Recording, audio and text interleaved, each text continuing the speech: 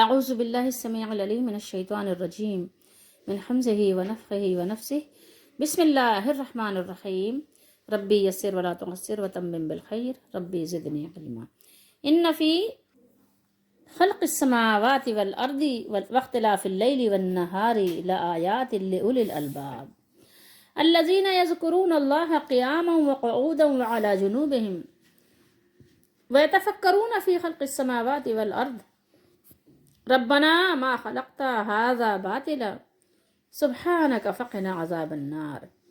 یہ دو آیتیں ہیں سورہ آل عمران کی اور چوتھا سپارہ ہے، آیت نمبر 191۔ ترجمہ پیر محمد صاحب کا ضیاء القرآن ہے۔ بے شک آسمانوں اور زمین کے پیدا کرنے میں اور رات اور دن کے بدلتے رہنے میں بڑی نشانیاں ہیں، چھوٹی نہیں ہیں، بڑی نشانیاں ہیں، یا آپ یہاں یہ بھی ترجمہ کر سکتے ہیں زبردست نشانیاں ہیں۔ یہ نشانیاں کس کے لیے ہیں؟ اہل عقل کے لیے ہیں، عقل والوں کے لیے، لِأُولِي الْأَلْبَابِ، وہ عقل مند جو یاد کرتے رہتے ہیں اللہ تعالیٰ کو کھڑے ہوئے اور بیٹھے ہوئے اور پہلوؤں پر لیٹے ہوئے، کروٹوں پر لیٹے ہوئے، جنوب پر، اور غور کرتے رہتے ہیں آسمانوں اور زمین کی پیدائش میں، اور تسلیم کرتے ہیں۔ تسلیم کا ترجمہ آپ آسان کیجئے، نہیں مانتے ہیں اس بات کو، راضی ہیں اس پر، ٹھیک ہے، یعنی تسلیم و رضا۔ اے ہمارے مالک، اے ہمارے رب، اے ہمارے پالنے والے پالنہار، پیدا نہیں پیدا کیا آپ نے، پیدا نہیں فرمایا تو نے، یہ کارخانہ حیات بیکار، باطل نہیں ہے، ٹھیک ہے، فضول نہیں ہے جو اللہ نے پیدا کیا۔ اللہ تعالیٰ کی پیدائش میں بہت ساری حکمتیں پوشیدہ ہیں، یہ کچھ بیکار نہیں، اللہ کا کارخانہ جو ہے پاک ہے۔ سبحانک، پاک ہے مالک، آپ تو اس بات سے پاک ہیں کہ آپ کوئی فضول کام کریں، کوئی عبث کام کریں، کوئی بیکار کام کریں، اللہ کی ذات اس سے پاک ہے، اس لیے یہاں صیغہ استعمال ہوا سبحانک، پاک ہے تو ہر عیب سے، یعنی ایسا کوئی کام کرے کہ جس میں کوئی نقص ہو، کوئی فضول ہو، کوئی بیکار ہو، نہیں، اللہ تعالیٰ اس چیز سے پاک ہے، منزہ ہے، مبرہ ہے۔ بچا لے ہمیں آگ کے عذاب سے، فقینا، آپ ربنا آتنا فی الدنیا میں بھی آپ پڑھتے نا، قینا، قی، بچاؤ، تم بچاؤ اپنے آپ کو، قی، قینا، ہم کو بچا لیجئے، سو آپ ہمیں بچا لیجئے، کس سے؟ عذاب سے، کس عذاب سے؟ آگ کے عذاب سے۔ جو اللہ کا غضب ہے نا وہ بھی ایک آگ ہے، اللہ تعالیٰ ہر طرح کی آگ کے عذاب سے آپ ہمیں بچا لیجئے، ہمیں آگ کے عذاب سے بچا لیجئے، آمین۔ اس صورت مبارکہ کا یہ اختتامی رکوع ہے، آخری رکوع ہے، اس کے 20 رکوع ہیں لیکن یہ 20واں رکوع ہے، 19 رکوع ہم پڑھ چکے ہیں، اب 20واں رکوع ہم نے اس کا آغاز کیا ہے، ابتدا کی ہے۔ اب آپ دیکھیے کہ سورت مبارکہ کا یہ جو سورہ ہے، سورہ مبارکہ کا اللہ تعالیٰ نے اختتام کس طرح فرمایا۔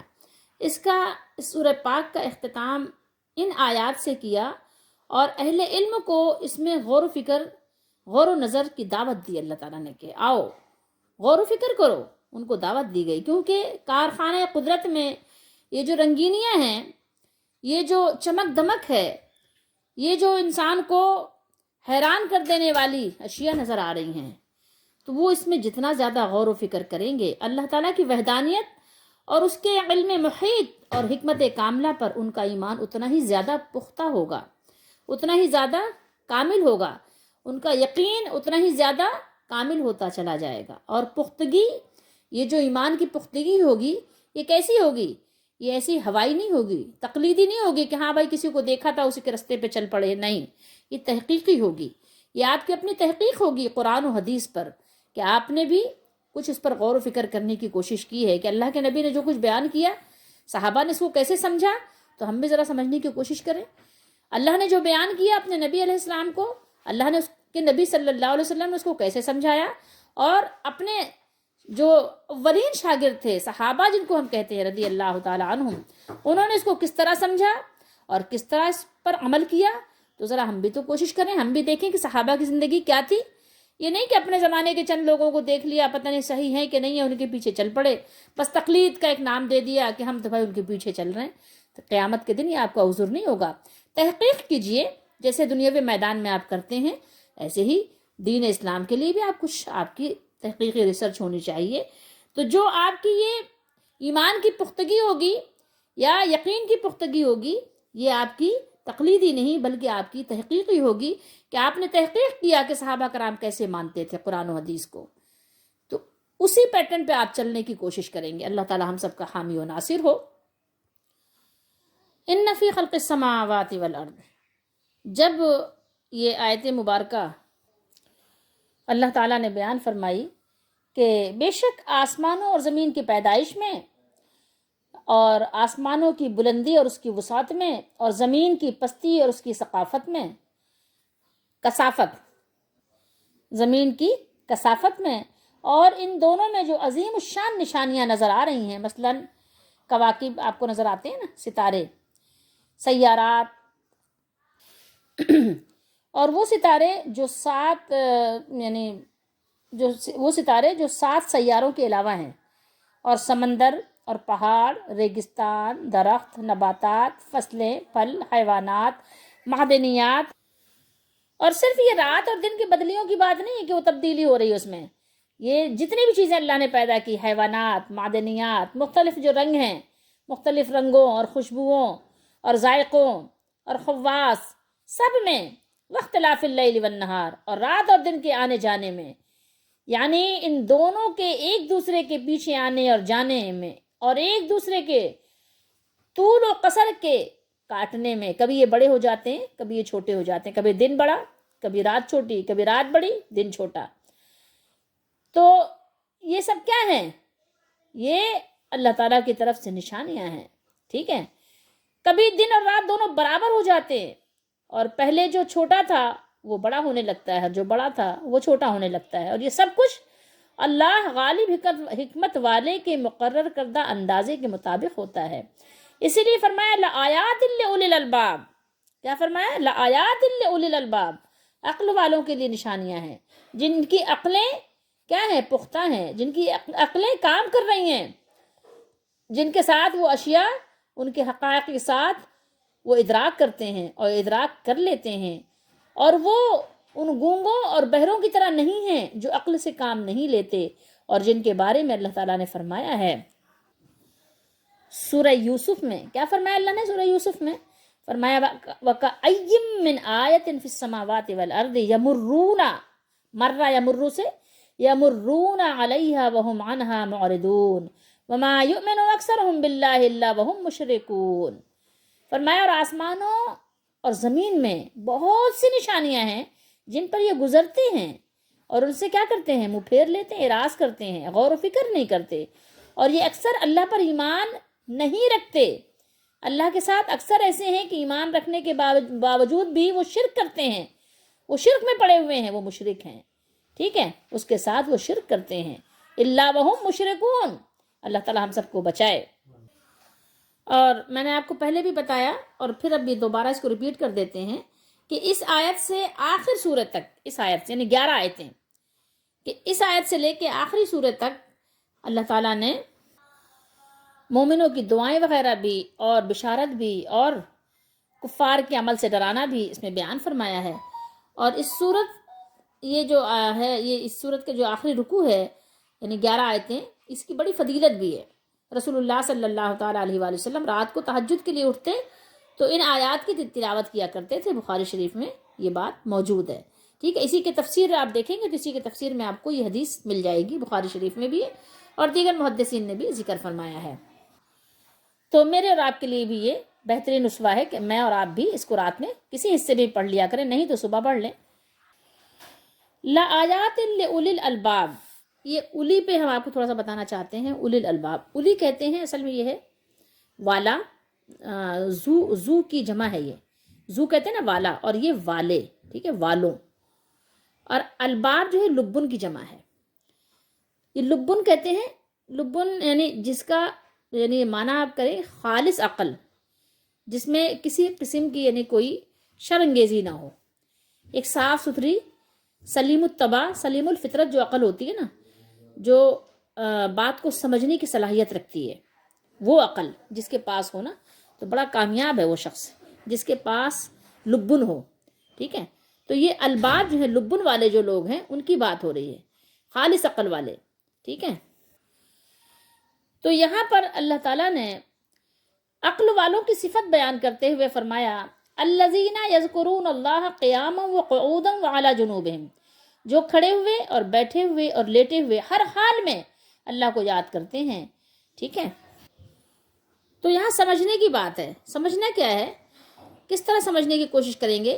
جو بھی لوگ ہیں زمین و آسمان کی تخلیق اور کائنات کے دیگر اسرار و رموز پر غور کرتے ہیں، انہیں کائنات کے خالق اور اس کے اصل فرما روا، اصل بادشاہ، حقیقی مالک کی پہچان ہو جاتی ہے۔ لیکن کب؟ جب وہ غور و فکر کرتے ہیں اور ان کے پاس عقل بھی وہ ہو جو سمجھ والی ہو، خالص ہو، سلیم التباہ ہو، تو وہ سمجھ جاتے ہیں کہ اتنی طویل و عریض کائنات کا یہ لگا بندھا نظام، جس میں ذرا سا بھی خلل واقع نہیں ہے، ذرا سا بھی خلل واقع بھی نہیں ہوتا، کہ پانی جہاں کہیں بھی ہو اور اس کے اندر ڈبونے کی صلاحیت ہو تو ہر جگہ کا پانی ڈبوتا ہے۔ کوئی یہ نہیں ہے کہ فلاں جگہ کا پانی ڈبوئے گا اور دوسری جگہ کا پانی نہیں ڈبوئے گا۔ سورج کی گرمی، اس کی تپش ہر جگہ جہاں بھی ہوگی وہ جلائے گی۔ تو یہ نظام جو ہے درہم برہم نہیں ہے، بلکہ ایک اسموتھ انداز میں بالکل طریقے کے ساتھ چل رہا ہے، اس میں کوئی خلل واقع نہیں ہوتا۔ یقیناً اس کے پیچھے ایک ذات ہے، ایسے ہی نہیں ہے کہ یوں ہی چل رہا ہے، یوں ہی تو آپ کا گھر بھی نہیں چلتا، یوں ہی تو آپ کا پاؤں بھی نہیں چلتا، تو یہ کائنات کا نظام کیسے چلے گا؟ کوئی ایک ذات ہے اس کے پیچھے جو اسے چلا رہی ہے، اور وہ ہے کون؟ وہ ہے ذات، وہی ہے ذات جس نے قرآن نازل کیا ہے، اس کا نام اللہ ہے۔ وہ کون ہے؟ وہ سبحان ہے، ٹھیک ہے۔ جو ذات اسے چلا رہی ہے وہ اللہ کی ذات ہے۔ اس میں عقلوں والوں کے لیے اللہ تعالیٰ کی توحید اور اکیلے مالک ہونے کی، اللہ تعالیٰ کی حکمت اور کاریگری کی، اور اللہ تعالیٰ کی قدرت اور اس کی حاکمیت کی بہت ساری نشانیاں ہیں۔ تو اللہ کے جو عقل والے بندے ہیں وہ کیا کرتے ہیں؟ اللہ نے فرمایا، اللہ نے یہاں دیکھیے آیت میں کیا فرمایا، وَيَتَفَكَّرُونَ فی خلق السماوات والارض، اور آسمانوں اور زمین کی پیدائش میں غور کرتے ہیں، یعنی آسمانوں اور زمین کی ان حکمتوں کو سمجھنے کی کوشش کرتے ہیں جو ان کے خالق کی عظمت و قدرت و علم و حکمت اور اختیار و رحمت پر دلالت کرتی ہیں۔ اللہ تعالیٰ نے ان لوگوں کی مذمت بیان فرمائی ہے جو اس کی ان مخلوقات سے نصیحت حاصل نہیں کرتے جو اس کی ذات و صفات، شرع و قدر اور آیات پر دلالت کرتی ہیں۔ اس نے فرمایا قیاموں وقعودا وعلی جنوبہم، جو کھڑے کھڑے بھی اور بیٹھے بیٹھے بھی اور لیٹے لیٹے بھی ہر حال میں اللہ کو یاد کرتے ہیں، اور آسمان اور زمین کے پیدائش پر غور کرتے ہیں اور کہتے ہیں ربنا ما خلقت ھذا باطلا، کیا کہتے ہیں؟ ربنا ما خلقت ھذا باطلا سبحانک فقنا عذاب النار، اے ہمارے رب، آپ نے اس مخلوق کو بے فائدہ نہیں پیدا کیا، اس مخلوق کو آپ نے عبث پیدا نہیں فرمایا، بلکہ اسے آپ نے حق کے ساتھ پیدا فرمایا ہے تاکہ مالک برے عمل کرنے والوں کو ان کے مطابق بدلہ دے اور اچھے عمل کرنے والوں کو نیک جزا دے، ان کو سرفراز فرمائے۔ پھر وہ اللہ تعالیٰ کو یہ سب کچھ عبث اور بے فائدہ پیدا کرنے سے پاک قرار دیتے ہوئے کہتے ہیں سبحانک، مالک تو پاک ہے، یعنی اس بات سے کہ کسی بھی چیز کو بے فائدہ پیدا کرے، یہ اللہ تعالیٰ اس سے پاک ہے۔ فقنا عذاب النار، سو تو قیامت کے دن ہمیں دوزخ کے عذاب سے بچا لے، آگ کے عذاب سے بچا لے، آمین۔ اے وہ جس نے اپنی مخلوق کو حق اور عدل کے ساتھ پیدا فرمایا، اے وہ جو ہر قسم کے نقص اور عیب اور عبث سے پاک ہے، تو اپنی طاقت اور قوت کے ساتھ ہمیں جہنم کے عذاب سے بچا، اور ہمیں ایسے اعمال بجا لانے کی توفیق عطا فرما جن سے مالک آپ راضی ہو جاتے ہیں، جس سے آپ راضی ہو جائیں، اور ہمیں ایسے عمل صالح کی توفیق عطا فرما جس سے تو ہمیں اپنے نعمتوں بھری جنت میں لے جانے اور اپنے دردناک عذاب سے بچا لینے پر راضی ہو۔ نظام فلکی اور اس کی تفصیلات، چاند، سورج، ستاروں کی تعداد، ان کے درمیان فاصلے، ان کے باہمی تعلقات و تاثرات، ان کی گردشوں کی پیمائش، گرہن کے اسباب و اوقات، ان کے طلوع و غروب اور نور و حرارت وغیرہ کے قاعدے و ضابطے، غرض اس قسم کی تفصیلات سے علم حیت کی کتابوں کے دفتر بھرے پڑے ہیں۔ رہی زمین تو اس کی شکل و صورت، اس کی پیمائش، اس کے پہاڑ اور سمندر، اس کی معدنیات، اس کی کشش، اس کی ہواؤں اور موسموں کے تغیرات وغیرہ کے لیے کوئی ایک فن بھی پوری طرح کافی نہیں ہوا، بلکہ جغرافیہ یا جغرافیہ طبعی، جیولوجی، فزیولوجی، میٹرولوجی اور آرکیالوجی، اللہ جانے کتنے فنون نکلے چلے آ رہے ہیں، اور اللہ تعالیٰ کی حکمت اور اس کی کاریگری کے اندازے اور تخمینے ختم ہونے میں نہیں آ رہے۔ اب اولو الالباب کے بجائے غیر مسلم قومیں ان چیزوں پر غور میں مصروف ہیں، اور چونکہ ان کا ہدف ہی دنیا ہے، اس لیے دنیا کے بے شمار فائدے حاصل کر رہے ہیں، بلکہ انہی فنون کے ذریعے سے انہوں نے مسلمانوں کو مغلوب کر رکھا ہے۔ ہدف کی غلطی کی وجہ سے انہیں ذات باری تعالیٰ کی وحدانیت کو سمجھنے کی توفیق نہیں ہوئی۔ کاش مسلمان ان فنون میں پوری طرح حصہ لیتے تو یہ سارے علوم دین کی سربلندی اور توحید کی دعوت کا زبردست ذریعہ بنتے اور دنیا پر غلبے کے کام آتے، کیونکہ مسلمان تو وہ دعا ربنا آتنا فی الدنیا حسنہ وفی الآخرۃ حسنہ وقنا عذاب النار کا ہدف سامنے رکھتا ہے۔ تو آئیے ذرا اب ہم یہاں پر تھوڑا سا غور کرتے ہیں کہ عقل والے کون ہیں۔ اب یہاں یہ مسئلہ غور طلب ہے کہ عقل والوں سے کون لوگ مراد ہیں، کیونکہ ساری دنیا کے جتنے لوگ ہیں سب اپنے آپ کو عقل مند ہونے کے جو ہے دعوے دار ہیں کہ سبھی عقل مند ہیں، اور ہر شخص اپنے آپ کو سب سے زیادہ عقل مند سمجھتا ہے۔ ایک گھر میں اگر 4 افراد رہتے ہیں تو چاروں ہی سمجھتے ہیں سب سے زیادہ عقل مند ہم ہیں، اور اس پر خوش ہوتے ہیں۔ یہ کوئی بھی اپنے آپ کو بیوقوف یعنی ماننے کو تیار نہیں ہوتا، اگرچہ بیوقوف ہو بھی، ٹھیک ہے، پھر بھی وہ اپنے آپ کو سب سے زیادہ عقل مند ہی مانتا ہے، ٹھیک ہے، اپنے آپ کو بے عقل تسلیم کرنے کے لیے کوئی بھی تیار نہیں۔ اس لیے قرآن کریم نے عقل والوں کی چند ایسی علامات بتلائی ہیں جو در حقیقت عقل کا صحیح معیار ہیں۔ سب سے پہلی علامت اللہ تعالیٰ پر ایمان ہے، ٹھیک ہے۔ غور کیجئے تو محسوسات کا علم کان، آنکھ، ناک، زبان وغیرہ سے جو حاصل ہوتا ہے نا، تو یہ بے عقل جانوروں میں بھی پایا جاتا ہے، ان کے پاس بھی ہے، یہ سارے احساسات، محسوسات ان کے پاس بھی ہیں۔ اور عقل کا کام کیا ہے؟ وہ یہ ہے کہ علامات و قرائن اور دلائل کے ذریعے کسی ایسے نتیجے تک پہنچ جائے جو محسوس نہیں ہے، اور جس کے ذریعے سلسلہ اسباب کی آخری کڑی کو پایا جا سکے۔ اس اصول کو پیش نظر رکھتے ہوئے کائنات عالم پر غور کیجئے۔ آسمان اور زمین اور ان میں جتنی بھی یعنی چیزیں ہیں، سمائی ہوئی تمام مخلوقات اور ان کی چھوٹی بڑی چیزوں کا مستحکم اور حیرت انگیز نظام عقلی کو کسی ایسی ہستی کا پتہ دیتا ہے جو علم و حکمت اور قوت و قدرت کے اعتبار سے سب سے زیادہ بالا تر ہو، اور جس نے ان تمام چیزوں کو خاص حکمت سے بنایا ہو، اور جس کے ارادہ اور مشیت سے یہ سارا نظام چل رہا ہو، اور وہ ہستی ظاہر ہے کہ اللہ جل شانہ ہی کی ہو سکتی ہے۔ اور ایک چیز اور بھی مشاہدے میں ہے جو انسان ہر ایک اس کو جانتا ہے کہ انسانی ارادوں اور تدبیروں کے جو معاملات ہیں وہ آپ کو فیل ہونے کا ہر جگہ اور ہر وقت مشاہدہ ہوتا رہتا ہے۔ اس کو اس نظام کا چلانے والا آپ نہیں کہہ سکتے، نہیں کہا جا سکتا۔ اس لیے آسمان اور زمین کی پیدائش اور ان میں پیدا ہونے والی مخلوقات کی پیدائش میں غور و فکر کرنے کا نتیجہ عقل کے نزدیک اللہ تعالیٰ کی معرفت اور اس کی اطاعت ذکر ہے۔ جو اس سے غافل ہے وہ عقل مند کہلانے کا مستحق نہیں ہے، کہ جو اپنے مالک سے غافل ہے، جو اپنے مالک کو نہیں پہچانتا، اس کو آپ کیسے عقل مند کہہ سکتے ہیں اور کیوں کر کہہ سکتے ہیں؟ اس لیے قرآن کریم نے عقل والوں کی یہ علامت بتلائی، الذین یذکرون اللہ قیاما وقعودا وعلی جنوبہم، یعنی عقل والے وہ لوگ ہیں جو اللہ تعالیٰ کو یاد کریں، کھڑے کھڑے بھی اور بیٹھے اور لیٹے، ٹھیک ہے، ہر حالت میں اور ہر وقت اللہ تعالیٰ کی یاد میں مشغول ہوں، ٹھیک ہے۔ اس سے معلوم ہوا کہ آج کی دنیا نے جس چیز کو عقل اور عقل مندی کا معیار سمجھ لیا ہے وہ محض کیا ہے؟ وہ ایک دھوکہ ہے۔ کسی نے مال و دولت سمیٹ لینے کو عقل مندی قرار دیا ہے، کسی نے مشینوں کے گل پرزے بنانے یا برق اور بھاپ کو اصلی پاور سمجھ لینے کا نام عقل مندی رکھ دیا ہے، اور کسی نے آرام و آسائش اور راحت کا سامان مہیا کرنے کو عقل سمجھ رکھا ہے. اور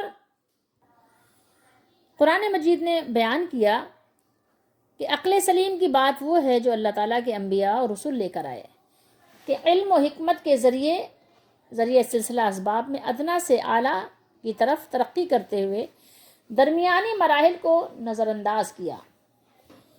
یہ جو خام مال ہے، خام مواد سے مشینوں تک اور مشینوں سے برق اور بھاپ کی قوت تک تمہیں سائنس نے پہنچایا.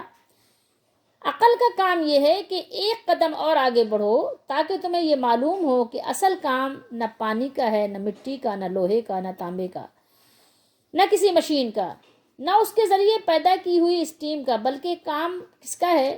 اس کا ہے جس نے آگ اور پانی اور ہوا پیدا کی، جس کے ذریعے یہ سب کچھ جو ہم دیکھ رہے ہیں، یہ برق و بھاپ ہمارے سامنے، ہمارے ہاتھ، ہماری دسترس میں ہے، یہ سب کچھ، اس سب کا اصل جو ہے مالک کون ہے، اس پہ وہ غور کرتے ہیں. وہ ہمارا مالک ہے، وہ اللہ ہے. پھر آگے جو اللہ نے بیان کیا، الذین یذکرون اللہ، پچھلی آیت میں اللہ تعالیٰ کے ہر چیز کے خالق اور رب ہونے کا ذکر تھا.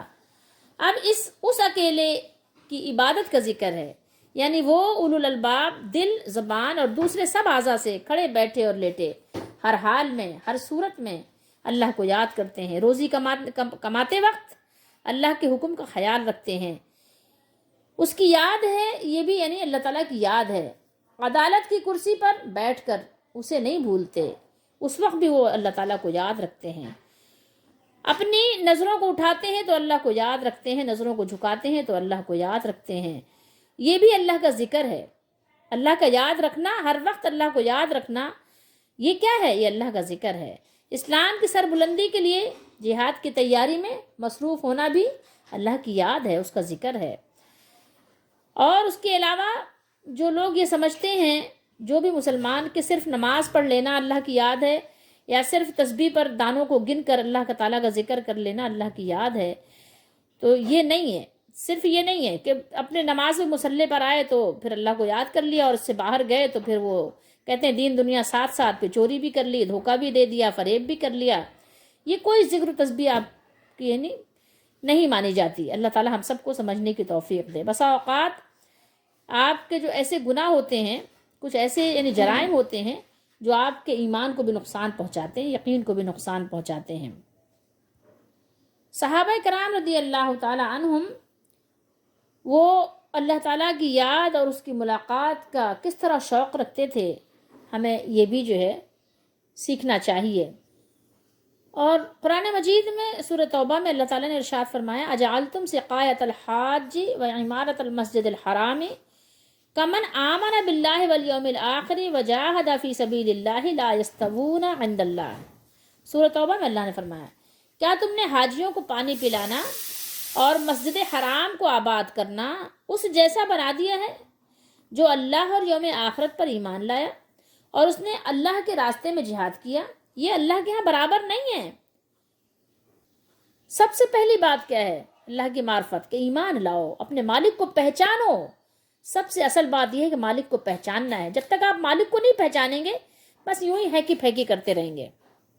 اور اپنے مالک کو پہچاننے کے ساتھ، اپنے رب کو پہچاننے کے ساتھ آپ جو بھی علوم پڑھیں، علوم حیت، فلکیات اور ریاضی کو اگر دینی نقطۂ نظر سے آپ پڑھیں گے تو فی الجملہ عبادت میں یہ بھی داخل ہے، یہ بھی عبادت ہے، یہ بھی غور و فکر کی دعوت ہے.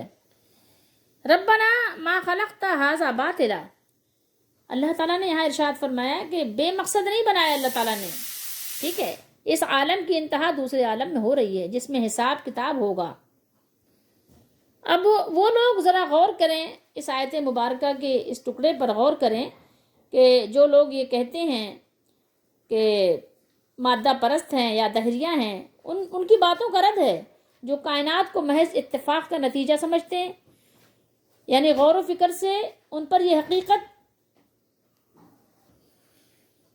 کیا کھلتی ہے؟ یہ حقیقت کھلتی ہے، یہ حقیقت کھل کر ان کے سامنے آتی ہے کہ یہ کائنات کا سارا نظام یوں ہی چل رہا ہے. وہ کسی چلانے والے کو مانتے ہی نہیں ہیں. اس کے علاوہ کیا کہتے ہیں؟ وہ کہتے ہیں کہ وہ ایک دھماکہ ہوا تھا اور دنیا کا وجود ہو گیا. دھماکہ کیا کس نے؟ طاقت تھوڑا سا بھی تو پیچھے جاؤ. اور سمجھنے کی کوشش کرے گا انسان، اگر وہ سمجھ کر قرآن کو پڑھے گا اور اس کی آیات پر غور کرے گا، خود اپنے بارے میں اگر غور کرے گا اور سمجھنے کی کوشش کرے گا، تو خود اس کے اپنے اندر ایسی نشانیاں ہیں کہ جس سے وہ اپنے مالک کو پہچان لے گا۔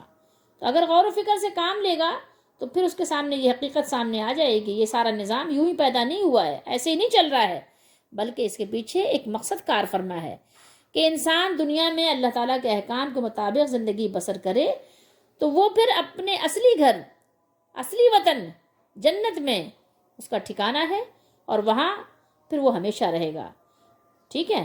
تو وہ اس کے مطابق کیا کرے گا؟ اس کے مطابق اپنی زندگی بسر کرے تو اجر و ثواب پائے، اور نافرمانی کرے تو آخرت میں پھر عذاب بھگتے گا، اپنے مالک کو اگر نہیں پہچانا۔ اس لیے وہ آگ سے محفوظ رہنے کی دعا بھی کرتے ہیں، ساتھ ساتھ کہتے ہیں فقنا عذاب النار۔ آئیے اب ہم آپ کو یہ کھڑے ہوئے اور بیٹھے ہوئے اور لیٹے ہوئے اللہ کا ذکر کرنے کے بارے میں حدیث شریف سناتے ہیں کہ رسول اللہ صلی اللہ تعالیٰ علیہ وآلہ وسلم نے ارشاد فرمایا، کھڑے ہو کر نماز پڑھو، اور اگر کھڑے ہو کر نماز پڑھنے کی طاقت نہیں ہے، نہیں پڑھ سکتے تو بیٹھ کر پڑھو، اور اگر بیٹھ کر بھی نہیں پڑھ سکتے تو کروٹ کے بل لیٹے لیٹے ہی نماز پڑھ لو، ٹھیک ہے؟ تو یعنی لیٹے لیٹے بھی ہم اللہ کا ذکر کر سکتے ہیں۔ بہت سے لوگ سمجھتے ہیں کہ لیٹے لیٹے اللہ کا ذکر کرنا بے ادبی ہے، تو ان کو قرآن مجید کی اس آیت سے سبق لینا چاہیے، اور پھر رسول اللہ صلی اللہ علیہ وسلم کی بخاری شریف کی حدیث شریف جو ہے، اس سے ان کو سبق حاصل کرنا چاہیے کہ ہم لیٹے لیٹے بھی اللہ کا ذکر کر سکتے ہیں، تسبیح پڑھ سکتے ہیں، دعا مانگ سکتے ہیں، ذکر کر سکتے ہیں، اللہ کو یاد کر سکتے ہیں، کائنات میں غور و فکر کر سکتے ہیں۔ یعنی اگر ہم بیٹھ کر تھک گئے ہیں صحت مند ہونے کے باوجود بھی، تو لیٹے لیٹے ذکر کر سکتے ہیں۔ نماز کا تو معاملہ یہ ہے کہ اگر بیمار ہو تو نماز چونکہ معاف نہیں ہے تو لیٹے لیٹے پڑھ لیں، اگر بیٹھنے کی طاقت نہیں ہے اور ہوش و حواس میں ہے، عقل و شعور کام کر رہا ہے، تو نماز لیٹے لیٹے بھی پڑھ لیں، ٹھیک ہے؟ اور پھر وہ نماز آپ کی ہو بھی جائے گی، اس نماز کو دہرانے کی بھی ضرورت نہیں ہے۔ ان لوگوں کو اس سے سبق سیکھنا چاہیے کہ جو لوگ ذرا سی بیماری میں نماز کو چھوڑ دیتے ہیں، نماز نہیں پڑھتے، بہانہ بنا لیتے ہیں کہ بھائی وہ دل نہیں بھرتا اور یہ نہیں ہوتا وہ نہیں ہوتا، تو ان کو قرآن و حدیث پہ غور کرنا چاہیے کہ کہیں ہم غلطی تو نہیں کر رہے ہیں، تو اپنی غلطی کی اصلاح کر لیجئے۔ اب آئیے ہم یہ ضیاء القرآن کا حاشیہ بھی تھوڑا سا دیکھ لیتے ہیں کہ انہوں نے اس کے بارے میں کیا بیان کیا ہے۔ یہ بیان کرتے ہیں علامہ بیداوی کے حوالے سے، کہتے ہیں کہ مظاہر کائنات میں غور و تدبر کرتے رہنا سب عبادتوں سے افضل ہے، کیونکہ نبی اکرم صلی اللہ علیہ وسلم کا ارشاد گرامی ہے کہ تفکر و تدبر کے ہم پایا کوئی عبادت نہیں، لیکن آج ہم اس افضل ترین عبادت سے کیسے اعراض کیے ہوئے ہیں، یعنی غافل ہیں، منہ پھیرے ہوئے ہیں، اور کس طرح ہم نے اس کو صدیوں سے بالکل بھلا رکھا ہے۔ محتاج بیان نہیں، یعنی سب کے سامنے ہے، بیان کرنے کی حاجت نہیں ہے، ضرورت نہیں ہے۔ آج اگرچہ کائنات کے ہر پہلو پر غور و فکر ہو رہا ہے اور وسعت کا یہ عالم ہے کہ ہر مظہر فطرت کے لیے ایک مستقل فن کی بنیاد پڑ چکی ہے، لیکن مومن اور غیر مومن کی تحقیق میں ایک بنیادی فرق ہے۔ مومن جب کائنات کی کسی چھوٹی یا بڑی چیز پر غور کرتا ہے اور اس کی حیران کن تاثیرات اور اس میں مضمر ایک بدیع نظام پر اس کی نگاہ پڑتی ہے، تو وہ اس کی حیران کن تاثیرات اور بدیع مضمرات میں کھو کر نہیں رہ جاتا، یہ دنیا میں اس بھول بھلیا میں بھٹک نہیں جاتا، بلکہ اسی وقت اس کی نگاہ اس کے بنانے والے کی طرف بے تابانہ، یعنی جیسے ہوتا ہے نا جذبات کے انداز میں کیا کرتی ہے، دوڑتی ہے، ٹھیک ہے، اللہ کی طرف لو لگاتی ہے، اور اس کی زبان سے بے ساختہ یہ کلمات نکلتے ہیں، ربنا ما خلقت ھذا باطلا سبحانک فقنا عذاب النار الی آخرہ، جو یہاں لکھا ہوا ہے۔ لیکن ایک غیر مومن کی نگاہ ان مشاہدات کی چمک دمک سے کیا ہوتی ہے، حیران ہو جاتی ہے، خیرہ ہو کر رہ جاتی ہے، چکا چوند میں آنکھیں چندیا جاتی ہیں، اور اس کے بنانے والے کی عظمت و جلالت، علم و قدرت، مشیت و حکمت کی طرف اس کی توجہ مبذول نہیں ہوتی، نہیں جاتی۔ بے شک وہ ان کی تسخیر سے اپنی مادی ترقی کو تو معراج کمال تک پہنچا دیتا ہے، لیکن یقین کا چراغ روشن نہیں ہوتا، اور اس کے دل کی دنیا پھر بھی تاریک کی تاریک ہی رہتی ہے، یعنی دل میں اندھیرا ہی رہتا ہے، دل اس کا روشن نہیں ہوتا۔ کاش مسلمان طلباء اور قرآن کی اس آیت کی روشنی میں سائنس اور طبیعیات کے علوم کا مطالعہ کریں، تاکہ اگر ان کی کاوشوں سے ان کی ملت کا ظاہر رشک مہتاب بن جائے تو اس کا باطن رش کے صد آفتاب ہو جائے۔ ہمارے لیے سبق اس میں یہ ہے کہ ہم بھی اپنے غفلت کی چادر کو اتاریں اور اللہ تعالیٰ کے کلام میں، رسول اللہ صلی اللہ علیہ وسلم کے بیان میں غور و فکر کیا کریں، تاکہ ہمارا ایمان تازہ ہو اور ہمارا ایمان پختہ ہو اور ہمارا ایمان کامل ہو اور ترقی پائے، اور اللہ تعالیٰ کو پہچاننے میں، اس کی معرفت میں یہ سب کچھ ہمارے لیے مددگار ثابت ہو، اور پھر ہمیں اللہ سے ملاقات کا شوق ہو۔ ہمیں اللہ سے ملاقات کا شوق ہی نہیں ہے، ہمیں جنت کا شوق ہی نہیں ہے۔ کیوں؟ اس لیے کہ ظاہر ہے ہمارے آنکھوں پر حجاب ہے، ہمارے دلوں پر حجاب ہے، ہمارے سوچوں پر حجاب ہے۔